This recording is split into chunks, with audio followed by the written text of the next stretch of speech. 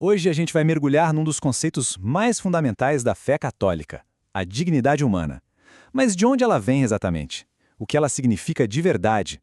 E, o mais importante, como isso se transforma em ação no dia a dia? Vamos descobrir juntos, olhando para o que a Igreja ensina. Para começar, vamos pegar essa frase forte e direta de São Leão Magno, lá do século V.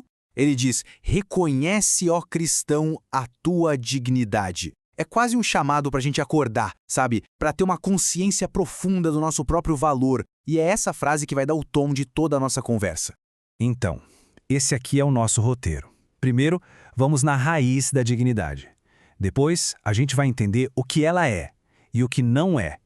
Em seguida, a gente explora como ela se conecta com a liberdade, descobre o caminho que a Igreja propõe para vivê-la e, no final, vê o que tudo isso significa na prática. Ok, vamos lá. Para a fé cristã, a dignidade humana não é só uma ideia bonita, uma filosofia. Ela está enraizada num evento muito específico, histórico e teológico, a encarnação. Ou seja, o momento em que Deus se torna humano em Jesus Cristo.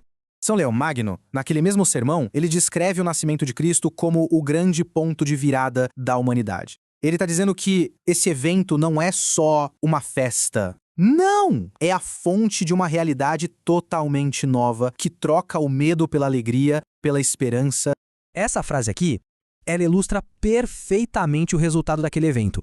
É uma mudança radical de status. Não é uma melhoriazinha. É uma transferência completa. Sair das trevas e ir para a luz. É algo que redefine todo o potencial de cada ser humano.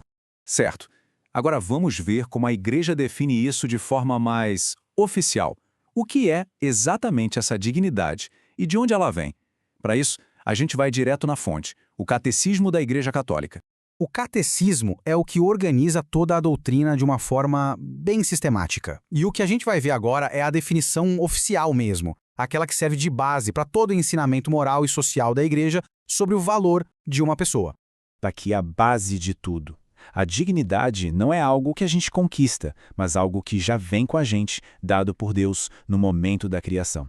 Ser criado à imagem e semelhança de Deus quer dizer que todo ser humano carrega um reflexo do divino. E é isso, exatamente isso, que dá um valor que ninguém pode tirar.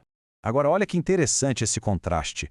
De um lado, a visão da fé, um valor que vem de dentro, que não se perde.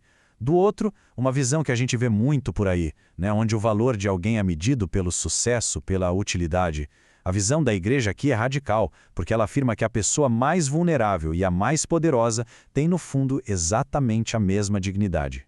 Bom, isso nos leva a falar de liberdade, que é um conceito que está totalmente ligado à dignidade. Se a gente é criado com essa dignidade toda, como é que se usa a liberdade? A perspectiva cristã tem uma visão bem particular sobre isso.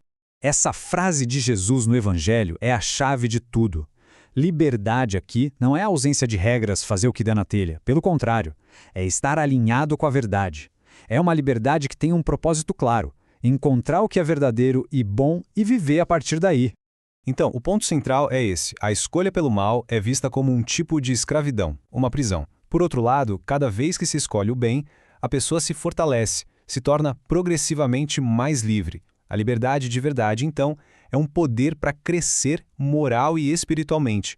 Reconhecer a própria dignidade e entender a verdadeira liberdade é só o começo. A partir daí, a Igreja propõe um caminho, uma estrutura, quase um mapa, para viver essa nova realidade de um jeito coerente.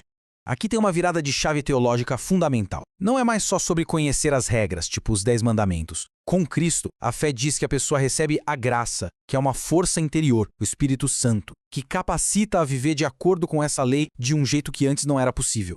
E esse é o mapa. O catecismo se organiza nesses 4 pilares, todos ligados. Começa com a crença, que leva à recepção da graça pelos sacramentos, que, por sua vez, capacita para uma vida moral.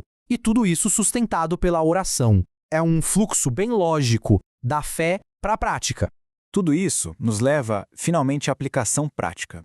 Como essa dignidade toda aparece no mundo real? Como ela se traduz em comportamento, em escolhas sociais, pessoais? Acreditar na dignidade humana nunca é algo passivo, sabe? Exige ação. E essa ação se mostra em mandamentos morais muito claros. Defender a vida em todas as fases, lutar por justiça social. No fim das contas, o respeito pela dignidade tanto a dos outros quanto a própria, se torna o grande critério para agir no mundo. Essa citação de São João Eudes resume esse chamado à ação de um jeito muito pessoal, muito profundo. A ideia é que a vida de um cristão se torne uma espécie de extensão da vida de Cristo. As próprias ações, os pensamentos, as capacidades, tudo é oferecido para que, através da pessoa, Cristo possa continuar agindo no mundo. E aqui fica uma reflexão final. Se essa ideia for levada a sério, mas a sério mesmo, ela transforma tudo. O jeito de tratar a pessoa que nos serve um café, o modo de reagir às notícias, as escolhas que fazemos, como nos enxergamos, as implicações são enormes e, com certeza, nos desafiam a viver de um jeito diferente. E para fechar, essa frase de São Paulo, que meio que amarra toda essa jornada, começa com o reconhecimento da própria dignidade em Cristo e termina numa vida tão unida a Ele que a própria existência se define por essa relação. É o ponto de chegada de todo esse caminho que a gente percorreu.